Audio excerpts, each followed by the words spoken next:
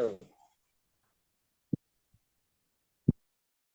warahmatullahi wabarakatuh. Bincang Ramudo, Elok Nagari Dek Rangko, Rancak Nagari Dek Ramudo. Bersama saya, Ervis Sultan Sinaro. Ditemani Bung Junaidi.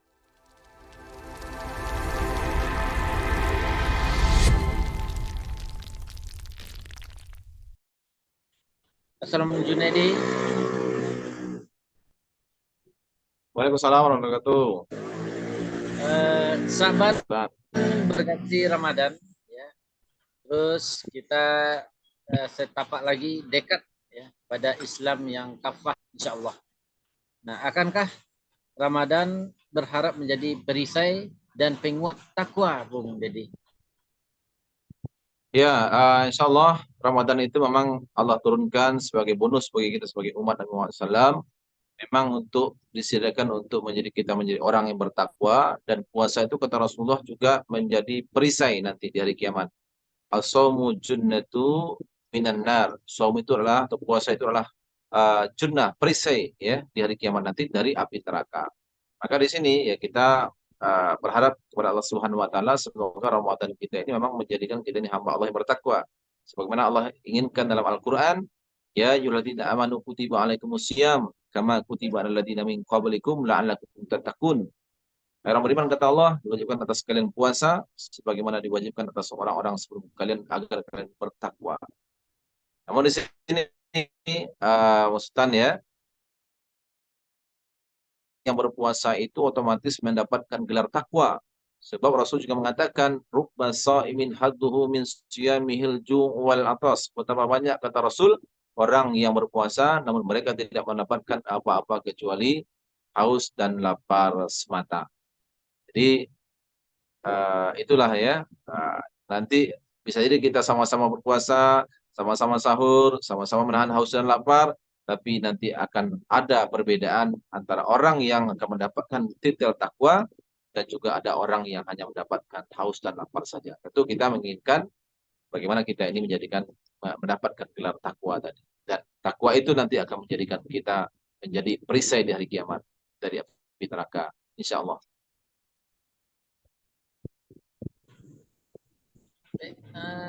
Kalau maksud Bung Dedi, ketakwaan dan peningkatan keimanan di sisi individu, di individu umat, gitu. Bagaimana pandangan Bung Dedi yang terkait ketakwaan ya, dan kepemimpinan? Ya betul, bahwa takwa itu kan memang kata para ulama, takwa itu imtitsalu awamirillah wa ijtinabun nawahihi, yaitu menjalankan semua perintah Allah di saat yang sama juga meninggalkan semua larangan Allah.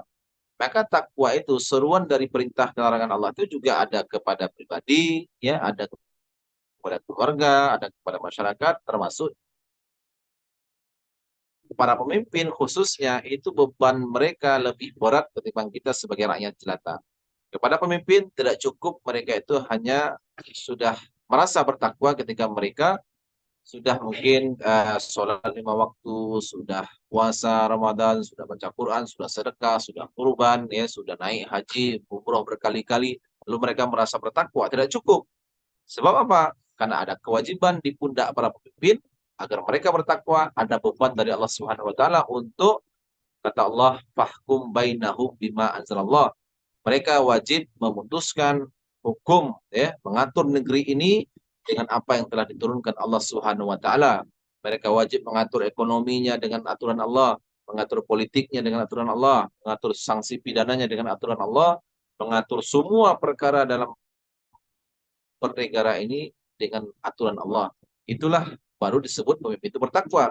Tapi kalau sekedar mereka mengatur kita hari ini dengan hukum-hukum yang bersumber dari paham sekularis, mereka mengambil ekonominya dari barat kapitalis, ya. Mereka mengambil politiknya demokrasi dari Yunani kuno.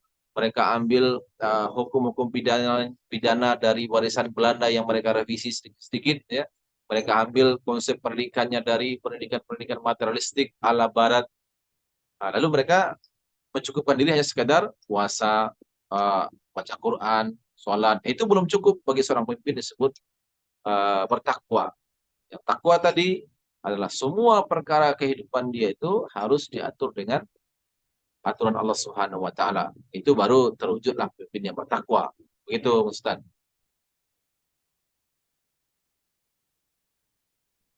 Lalu amal Ramadan apa kira-kira yang harus kita jaga dan kita tingkatkan nanti?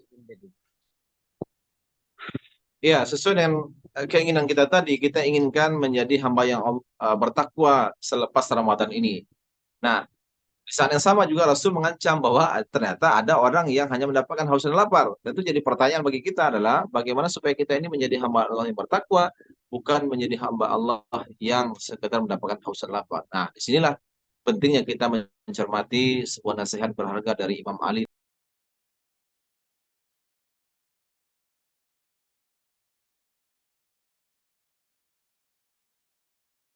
Dari kematiannya ia masih berbuat curang atau menipu rakyatnya, kecuali Allah akan mengharamkan surga atasnya.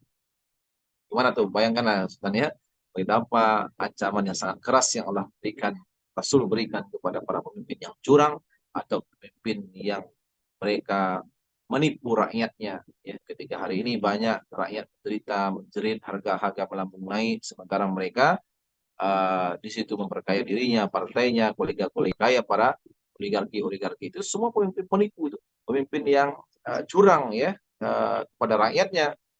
Mereka nanti meskipun mereka puasa, meskipun mereka berzakat, meskipun mereka haji, umroh berkali-kali, tapi kata Allah, kata Rasul, kalau mereka memang menipu rakyatnya, curang dan tolim kepada rakyatnya, Allah haramkan surga atasnya. Tapi kalau pemimpin tadi itu bertakwa, ada rasa takut dia kepada Allah, tentu mereka takut akan ancaman dalam hadis ini. Tapi sepertinya kita melihat ya hari ini rasanya tidak ada rasa takut mereka, ya seolah-olah mereka ini hanya berkuasa seumur hidup sampai kiamat atau mungkin sampai kapanpun mereka berkuasa.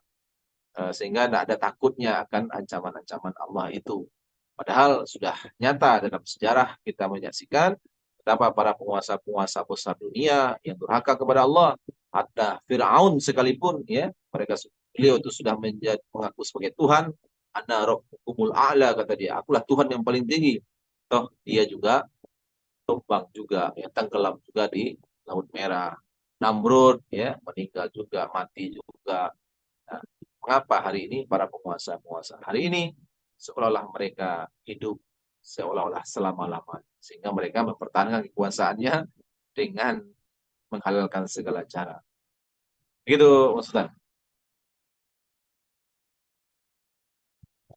Ya, baik.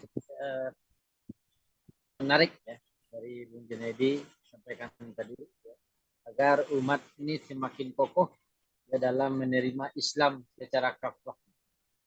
Baik, sampai berjumpa lagi pemirsa Bincang Ramudo bersama saya Efri Tansinaro.